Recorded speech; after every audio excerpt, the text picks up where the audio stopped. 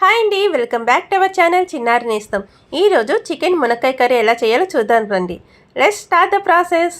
ముందుగా stove on చేసుకొని కడాయి పెట్టుకోవాలి. అందులో తగినంత ఆయిల్ వేసుకోవాలి. ఆయిల్ హీట్ అయ్యాక జీలకర్ర వేసాను. ఇక్కడ 2 లార్జ్ ఆనియన్స్ తీసుకున్నానండి, సన్నగా కట్ చేసుకొని వేసుకోవాలి. 2 పచ్చిమిర్చి ముక్కలు చేసి వేసాను. ఇందులో 1 టీ స్పూన్ అల్లం వెల్లుల్లి పేస్ట్ వేసాను. అల్లం వెల్లుల్లి పేస్ట్ ఎర్రగా కాగానే హ్యాండ్ఫుల్గా పుదీనా ఆకులు వేసాను, ఎందుకంటే పుదీనా ఫ్లేవర్ అనేది చాలా బాగుంటుంది. పుదీనా ఎక్కువ వేసుకోవడం వల్ల ఫ్లేవర్ బాగుంటుంది, ఎంత తిన్నా కూడా లైట్గా అనిపిస్తుంది. 1 టీ స్పూన్ పసుపు వేసాను. శుభ్రంగా కడిగిన చికెన్ కూడా ఇందులో వేసుకోవాలండి. ఈ అల్లం వెల్లుల్లి పేస్టు, మింటు, ఈ 2 ఫ్లేవర్స్ చికెన్కి పట్టి చికెన్ అనేది చాలా మంచి ఫ్లేవర్ వస్తుంది. లాస్ట్లో 1 టీ స్పూన్ సాల్ట్ వేసుకోవాలి. ఇప్పుడు మూత పెట్టుకొని ఉడికించుకోవాలి. ఇప్పుడు మూత తీసి చూడండి, చికెన్ ఎంత బాగా ఉడుకుతుందో.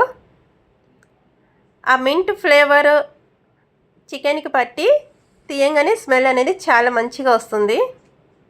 ఇప్పుడు చికెన్ అంతా ఒకసారి బాగా కలుపుకుందాము. ఇక్కడ నేను టమాటాస్ 4 తీసుకున్నాను, చిన్నవి. వాటిని బాగా కట్ చేసి ఇందులో వేసుకోవాలండి.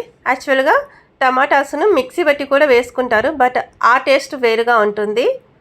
ఇలా నేను మిక్సీ పట్టకుండా విడిగా ముక్కలు వేస్తున్నాను. టమాటా ముక్కలన్నిటిని ఇలా అడుక్కు వేస్తున్నాను, ఎందుకంటే తొందరగా మెత్తబడాలని. ఇప్పుడు మూత పెట్టి ఒక 5 నిమిషాలు ఉడికించుకుందాం. చూడండి, టమాటాలు కూడా మెత్తబడినాయి. నాన్ వెజ్ కర్రీస్ చేసినప్పుడు ఎప్పుడైనా సరే టమాటా బాగా మగ్గితేనే టేస్ట్ బాగుంటుందండి. ఇప్పుడు ఇందులోకి కట్ చేసుకున్న మునక్కాయలు వేసుకుందాము. నేను ఇక్కడ 3 మునక్కాయలు తీసుకున్నాను. తగినంత కారం వేసుకోవాలి. ఇక్కడ నేను ధనియాలు, జీలకర్ర, చెక్క, లవంగ ఈ 4టిని వేయించి మిక్సీ చేశాను. అదే మిశ్రమాన్ని 1 టీ స్పూన్ వేశాను. ఈ ఆయిల్లో ఈ మునక్కాయలు ఉడికితే బాగుంటుంది, అందువల్ల 5 నిమిషాలు మూత పెట్టి ఉడికించుకోవాలి. చూడండి, ఇప్పుడు మూత తీసి గ్లాసున్నర వాటర్ వేసుకోవాలి. మీరు మీ కన్సిస్టెన్సీకి తగ్గట్టుగా వాటర్ వేసుకోండి. ఇప్పుడు మూత పెట్టి మునక్కాయలు మెత్తగా అయ్యేంతవరకు ఉడికించుకోవాలి. చూడండి, కర్రీ అనేది బాగా ఉడుకుతుంది. లాస్ట్ 5 మినిట్స్లో ఇంకా కర్రీ దించేస్తామనగా చికెన్ మసాలా వేసుకోవాలి, ఎందుకంటే ఫ్లేవర్ అనేది కర్రీకి బాగా పడుతుంది. సో ఇలా లాస్ట్లో వేయడం వల్ల ఫ్లేవర్ అనేది చాలా బాగుంటుంది. చూడండి, సాల్ట్ కూడా ఒకసారి చెక్ చేసుకోండి. స్టార్టింగ్లో నేను 1 స్పూన్ మాత్రమే వేశాను.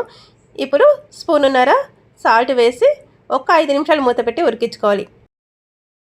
ఒక 5 నిమిషాల తర్వాత మూత తీసి చూద్దాము.